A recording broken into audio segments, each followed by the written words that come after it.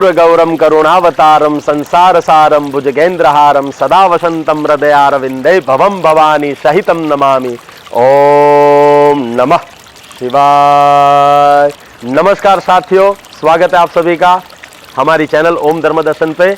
आप सभी को हमारे चैनल की ओर से, हमारी ओर से जय श्री कृष्ण, राधे राधे, हर हर महादेव महादेव।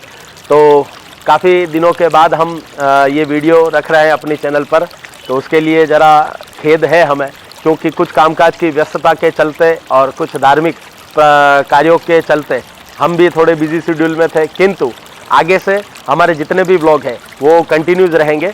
तो आप सभी का साथ, आप सभी का सपोर्ट और आप सभी का सहयोग हमारी चैनल को और हमें मिलता रहे, इसी आशा के साथ आज के इस पावन ब्लॉग की शुरुआत करते हुए बोलते हैं ओम नमामि देवी नर्मदे।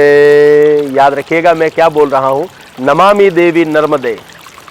देवी का दर्जा दिया गया है माँ नर्मदा को। अन्य नदियों की तुलना में माँ नर्मदा का जो विशेष महत्व है वो बहुत ही अपने आप में एक रहस्य लेकर बहता है। यानी गंगा से भी अधिक महत्व यदि इस संसार में किसी नदी का है तो वो माँ नर्मदा का है। क्यों माँ नर्मदा शिवपुत्री कहलाई? दूसरी सारी नदियाँ जो है उनके आगे शिवपुत्री शब्द नहीं लगता है, किंतु नर्मदा के आगे शिवपुत्री लगता है। तो इसके पीछे कुछ ना कुछ तो कारण होगा। तो उस कारण को जानते हुए और बताते हुए आज हम इस व्लॉग को शुरू करते हैं।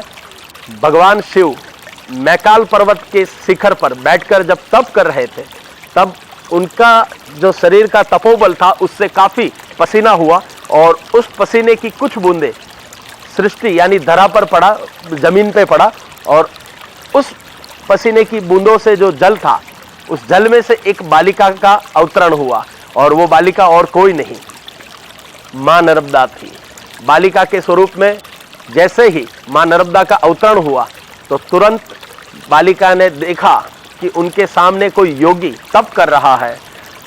बालिका ने उनके समान ही ऐसे ही योग अवस्था में बैठकर तप करना शुरू कर दिया।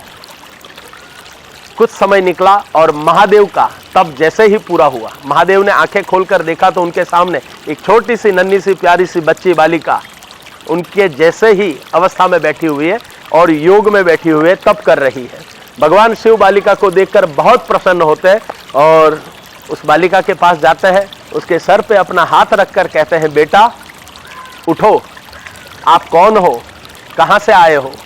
तब माँ नर्मदा यानी बालिका स्वरूप में जो कन्या थी वो भगवान शिव को देखकर हाथ जोड़कर कहती है, पिताश्री, सबसे पहला संबोधन माँ नर्मदा के मुंह से क्या निकला महादेव के लिए? हे पिताश्री, मुझे नहीं पता मैं कौन हूँ, कहाँ से आई हूँ, मेरा जन्म कैसे हुआ, किंतु मैंने सबसे पहले जैसे ही आंखें खोली मैंने आपको देखा और आपको ध्यान में देखकर मैं भी उसी मुद्रा में बैठ गई। हे पिताश्री, आप ही बताइए मैं कौन हूँ? भगवान शिव बालिका को उठाकर अपनी गोद में बिठाकर उसे स्नेहपूर्वक कहते हैं, बेटा आज से, अब से, इस वक्त से मैं ही तुम्हारा पिता, मैं ही तुम्हारा रचयिता और मैं ही तुम्हारा सर्जक हूँ। तुम शिवपुत्री कहलाओगी। याद रखना, तुम्हारा नाम होगा नर्मदा। नर से जो उत्पन्न हुई वो नर्मदा। भगवान शिव संपूर्ण संसार में सर्वश्रेष्ठ नर के पद पर आज भी विराजमान है। यानी सर्वश्रेष्ठ नरों में उनका एक नाम है नरेंद्र, नरों में श्रेष्ठ नरेंद्र, नरेंद्रनाथम। इस संसार में सर्वश्रेष्ठ नर का जो पद दिया गया है वो महादेव को दिया गया है। नरों में श्रेष्ठ भगवान नरेंद्रनाथ महादेव। यानी भगवान शिव ने माँ नर्मदा को कहा, तुम मेरा ही अंश हो, तुम मेरा ही वंश हो। हे नर्मदा, आज से तुम शिवपुत्री कहलाओगी। तब से लगाकर आज तक माँ नर्मदा शिव की पुत्री के नाम से जानी जाती है। ये वाकया अपने आप में बहुत बड़ा रहस्य है।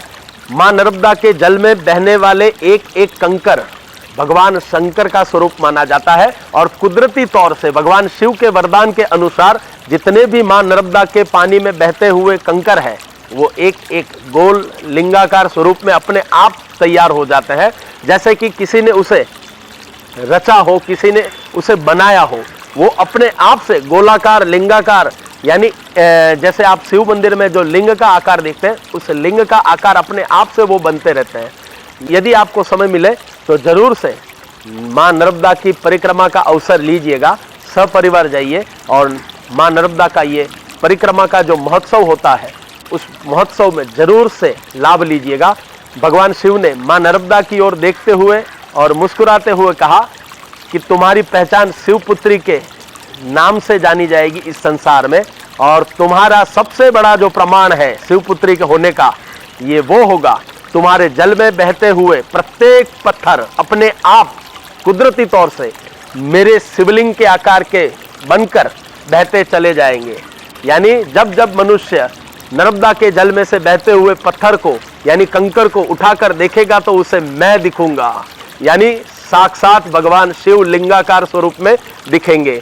ये वरदान भगवान शिव ने मां नर्मदा को दिया और मां नर्मदा को अपने गले से लगाकर कहा कि सुनो नर्मदा, तुम्हारे जल में स्नान करने मात्र से 7 जन्मों के पापों का क्षय होगा। गंगा में डुबकी लगाने से, गंगा में स्नान करने से 1 जन्म के पाप धुलते हैं, तुम्हारे जल में से स्नान करने से 7 जन्मों के पापों का क्षय होगा। जो मनुष्य, जो नर, जो नारी सच्चे हृदय से तुम्हारी परिक्रमा साल में एक बार करेगा, समझ लेना उसके जीवन का उद्धार निश्चित है। मां नर्मदा अपने आप में बहुत बड़ा विशेष महत्व रखती है। तो आइए बोलते हैं, हर हर गंगे, हर हर नर्मदे, ओम नमः शिवाय। जय श्री कृष्ण, राधे राधे।